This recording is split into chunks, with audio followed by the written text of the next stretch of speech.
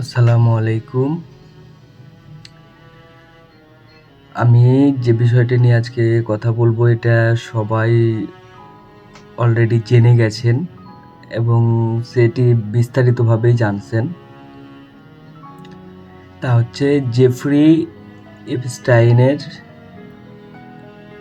দ্বীপ, তার কর্মকাণ্ড এবং বিশ্বনেতা, মোড়ল, তারপর অর্থনীতিবিদ, শিক্ষাবিদ, বিজ্ঞানী মানে সকলের যে সব অপকর্ম এগুলো নিয়ে অলরেডি আপনারা বিস্তারিতভাবে জানেন।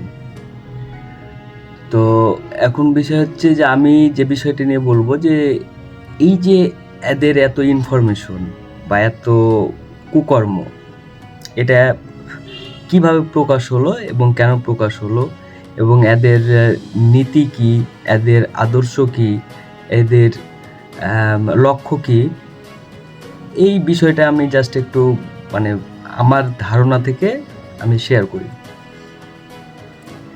বিষয়টা হচ্ছে যে জাহেলিয়াত যুগে মানে এতটাই বর্বরতা ছিল যে মানে এই সভ্য যুগের বর্বরতাকে হার মানিয়ে দিয়েছে। তো 1998 সালে লিটল সেন্ট জেমস এই দ্বীপটি জেফ্রি এপস্টেইন কিনেন এবং সেখানে তার অপকর্মর জন্য হচ্ছে একটা আস্তানা গড়ে তোলে এবং তারপর থেকে সেখানে বিশ্বের সকল মোড়ল, অর্থনীতিবিদ, শিক্ষাবিদ, সকলের যাতায়াতটা ছিল।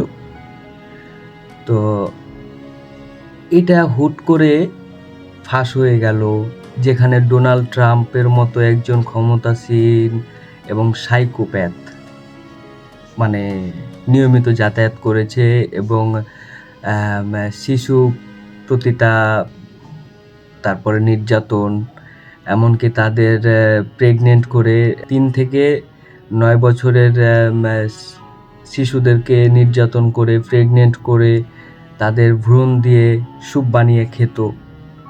মানে যত ধরনের জঘন্য কার্যক্রম ছিল তারা করেছে, যেটা মানে এখন অবধি পৃথিবী মানে শুরুর পর থেকে এরকম বর্বরতা হয়তো বা হয়নি আমার জানা মতে, বা কোনো ইতিহাসে আমি কখনোই পড়িনি। তো এই যে এটা ফাঁস হয়ে গেল বা এই যে এদের কর্মকাণ্ডগুলো নিয়ে, এটার পেছনে আমি যেটা মানে ফিল করতেছি যে ওরা ইচ্ছাকৃতভাবে এগুলো প্রকাশ করেছে, ইচ্ছাকৃতভাবে এরকম বর্বরতা চালিয়ে গেছে, প্রকাশ করেছে। এবং কেন প্রকাশ করেছে তার কারণ হচ্ছে যে পৃথিবীতে এই সব বর্বরতাগুলোকে অ্যাভয়েড করার জন্য এখন ডোনাল্ড ট্রাম্পের মতো একজন সাইকোপ্যাথ বিশ্বমোড়ল যে এই রকম কর্মকাণ্ডে ওতপ্রোতভাবে জড়িত, তার কর্মকাণ্ড সহ সকলের কর্মকাণ্ডগুলো প্রকাশ হয়ে গেছে। আর এই প্রকাশ হওয়ার পেছনে তাদের একটা মানে বৃহৎ আকারে একটা হচ্ছে উদ্দেশ্য আছে।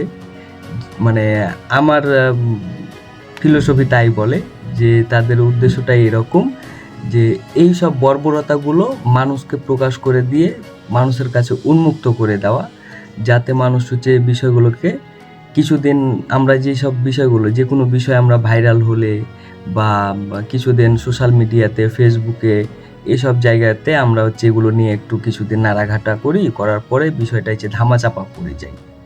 তো এই রকম বর্বরতাও যদি ধামাচাপা পড়ে যায় তাহলে এই বিষয়টা কিন্তু অ্যাভেলেবল হয়ে যাবে পুরা বিশ্বে, যেটা হচ্ছে যার প্রভাব পুরা বিশ্বের মানুষের উপরে পড়বে, পুরা বিশ্বের পরিবারের উপরে পড়বে।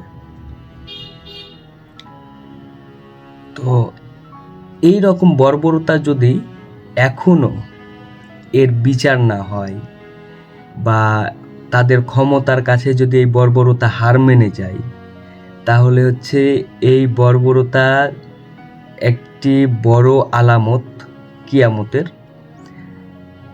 যা হচ্ছে দাজ্জালকে মানে খুব সন্নিকটে নিয়ে আসার একটি আলামত বলা যায়। তো যদি এর সঠিক একটি তদন্ত এবং বিচার হয়, তাহলে আমি এটি মনে করব যে এটা ঠিক আছে এবং বিশ্ব আইন, নীতি, আদর্শ, সভ্যতা সব কিছুই ওকে।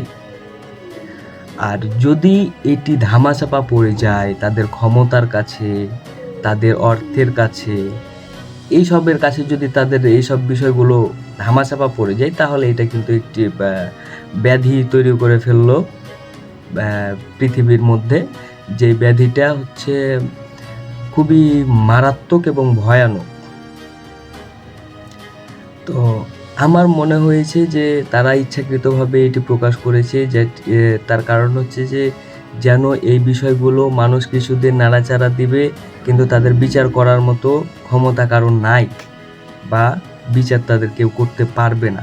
কারণ যাদের নাম প্রকাশ হয়েছে তারাই এই বিশ্বের মোড়ল। তো এখন মোড়লদের বিচার করবে কারা? আমি, আপনি, আমরা তো এটা পসিবল না।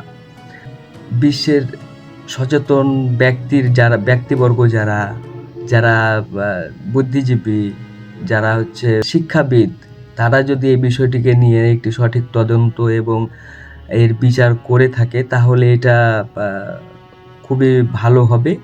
আর যদি তাদের ক্ষমতার কাছে এটি ধামাচাপা পড়ে যায়, তাহলে এটি হচ্ছে পৃথিবীতে একটি ব্যাধি তৈরি করবে এবং এটি দাজ্জালের আমন্ত্রণের একটি বড় ইনভিটেশন। তো আমার কাছে মনে হয়েছে যে এই বিষয়টি হচ্ছে কোনো কাকতালীয়ভাবে না, বা কোনো অনাকাঙ্ক্ষিতভাবে ঘটানো হয়নি। এটি হচ্ছে ইচ্ছাকৃতভাবে ঘটানো হয়েছে, যাতে এই বিষয়গুলো সবার মধ্যে সচরাচর হয়ে যায়, অ্যাভেলেবল হয়ে যায়।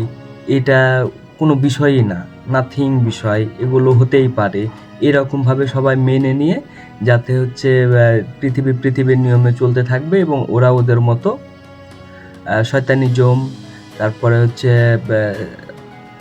দাজ্জালকে, তাদের মাসি দাজ্জালকে আমন্ত্রণ করতে থাকবে তাদের মতো।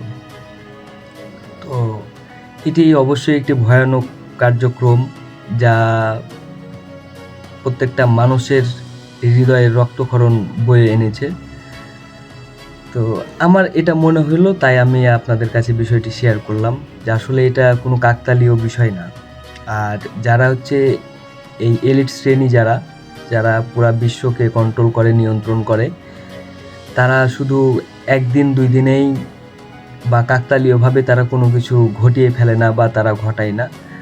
তারা হচ্ছে ইচ্ছাকৃতভাবে খুব সূক্ষ্ম পরিকল্পনা মাফিক এইসব কার্যক্রম করে থাকে এবং এসব প্রকাশ করে থাকে, যাতে মানুষের মেন্টালিটি তারা অ্যাভেলেবল করতে পারে, তাদের মেন্টালিটিকে তারা নিয়ন্ত্রণ করতে পারে, এবং তাদের অপকর্মগুলো, শয়তানিজম কার্যক্রমগুলো যাতে সবার মধ্যে সচরাচর হয়ে পড়ে।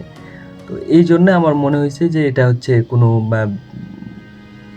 অলৌকিক কিছু কার্যক্রম না, বা কাকতালীয়ভাবে ঘটে যাওয়া কিছু না। এটা হচ্ছে যে পরিকল্পনা মাফিক এই প্রকাশ করা, এসব কার্যক্রম করা, এবং এটা হচ্ছে পুরো বিশ্বে তুলে ধরা।